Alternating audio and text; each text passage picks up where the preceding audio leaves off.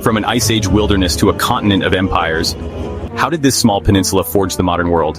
What if I told you the very foundations of your society, your language, your laws, your freedoms, were all shaped by a series of events so dramatic, so violent, and so unbelievable, they changed human history forever? This is the story of Europe, and the forgotten secrets behind its rise to global power. Welcome back, fellow history enthusiasts. You are watching Legendary Anime Tales, where we bring history to life with a unique anime twist. Today we're diving into the origin story of Europe, a saga that begins long before written records. Our story starts not with kings or empires, but with the first humans venturing into a continent shaped by ice. For millennia, they were hunter-gatherers, surviving season to season in a world of megafauna and untamed wilderness. But then came the ultimate level up, the agricultural revolution. This wasn't just about planting seeds, it was a fundamental shift in humanity's source code.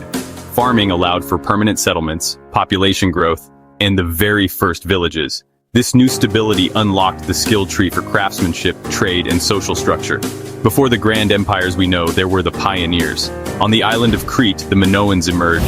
They were a mysterious, seafaring civilization, masters of trade and art, building sprawling palace complexes like Knossos, filled with vibrant frescoes and whispers of the labyrinth and its minotaur. They were the enigmatic precursor race, leaving behind artifacts that hint at a sophisticated, peaceful culture. But their age was brought to a sudden, violent end, making way for a new power on the mainland, the Mycenaeans. These were the warrior kings of the Bronze Age, the heroes of Homer's Iliad. Think Agamemnon, Achilles, and the epic Trojan War. They built fortified citadels, wore boar tusk helmets, and forged a legacy in bronze and blood, setting the stage for the legends to come. If you think Europe's story begins with the Romans, you are missing the most epic start. After a period of darkness following the Mycenaean collapse, a new dawn broke over the Aegean. This was ancient Greece, the civilization that didn't just build empires of stone, but empires of the mind. They birthed democracy, the radical idea that power could belong to the people, not just a tyrant or a king.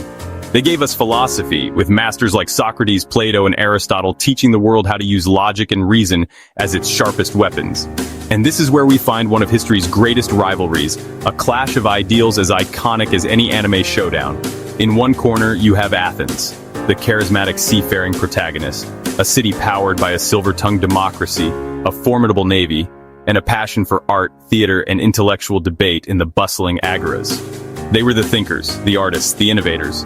In the other corner, their stoic, deadly rival, Sparta, a landlocked city-state obsessed with a single goal, forging the perfect soldier. From birth, Spartans were conditioned for war, enduring brutal training to become the most feared hoplites in the known world. Their society was a machine for producing warriors, valuing discipline, strength, and sacrifice above all else. This rivalry wasn't just talk. It culminated in the Peloponnesian War, a decades-long, brutal conflict that pitted Athenian naval power against Spartan land supremacy. It was a civil war that consumed the Greek world, leaving both victor and vanquished, exhausted and vulnerable, paving the way for a new power to rise in the West. And that brings us to Rome. While the Greeks were debating the nature of the soul, the Romans were building an empire on cold, hard strategy. Their origin story is legendary, a tiny village on 7 hills, founded by twin brothers raised by a she-wolf. From these humble beginnings, they forged an unstoppable war machine. The Roman legion was not just an army, it was a marvel of engineering and discipline. With their iconic shields, short swords, and relentless training, they conquered with brutal efficiency. But their true genius wasn't just in winning battles, it was in keeping the peace afterward. They were master engineers, connecting their vast empire with perfectly straight roads that still exist today. They built monumental aqueducts to bring fresh water to their cities, and architectural wonders like the Colosseum, a grand stage for bread and circuses. Their greatest weapon, however, wasn't the sword, but the law. The Romans developed a sophisticated legal system, introducing concepts like innocent until proven guilty, and creating a framework of justice that would become the bedrock of Western civilization. Their power wasn't just military might, it was the power of infrastructure, organization, and law. They built an empire that would last 1,000 years, shaping the very language, laws, and borders of modern Europe. But as with all great powers, the seeds of its own destruction were sown within its success. The bigger the empire grew, the more enemies it made, and the deeper the rot within its core became. Rome's collapse was not a single moment, but a brutal process. The old borders shattered into chaos. In the darkness, monasteries became havens where monks preserved ancient wisdom. From the north, warriors in longships unleashed terror. The Vikings, uninvited guests of the 9th century. Their raids were so devastating they forced a new social structure: feudalism. The Crusades began as a holy war, but for the knights marching from a fractured Europe, it became a world-altering education. They went east expecting savages but found civilizations far more advanced. In the cities of the Levant, they encountered mathematics that could build soaring domes, medicine that could actually heal, and libraries filled with the lost works of Greek thinkers. They tasted sugar, felt silk, and smelled exotic spices. This wasn't just a military campaign. It was a collision of worlds. The knowledge, technology, and desire for these new luxuries flowed back to Europe, sparking a demand that would ignite the future.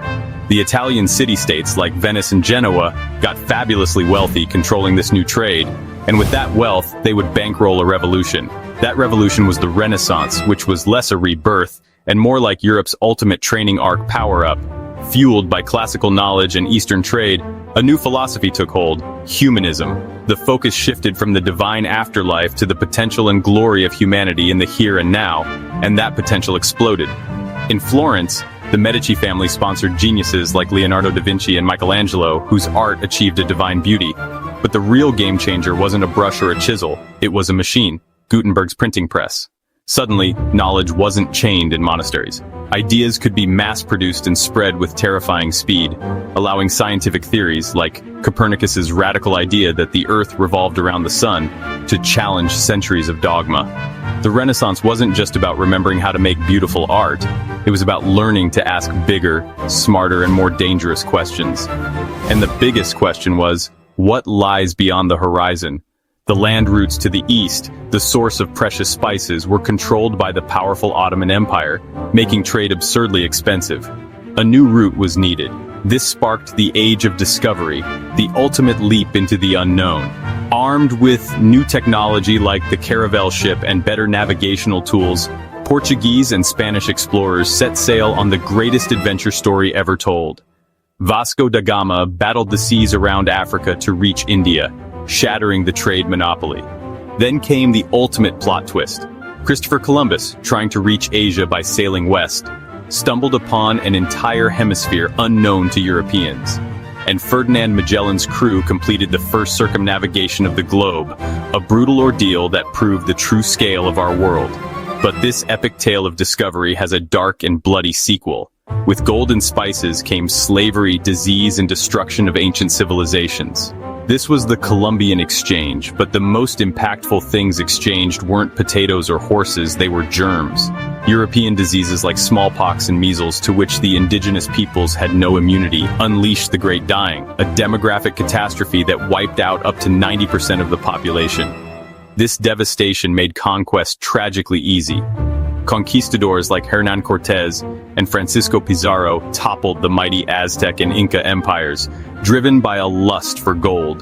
To work the mines and plantations on this stolen land, another horror was unleashed: the transatlantic slave trade.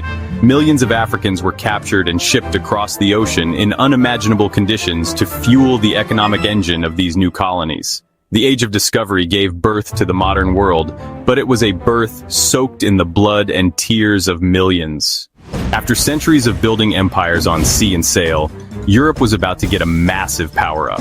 An upgrade so profound it was like a fantasy world suddenly discovering cyberpunk technology. The fuse was lit in 18th century Britain.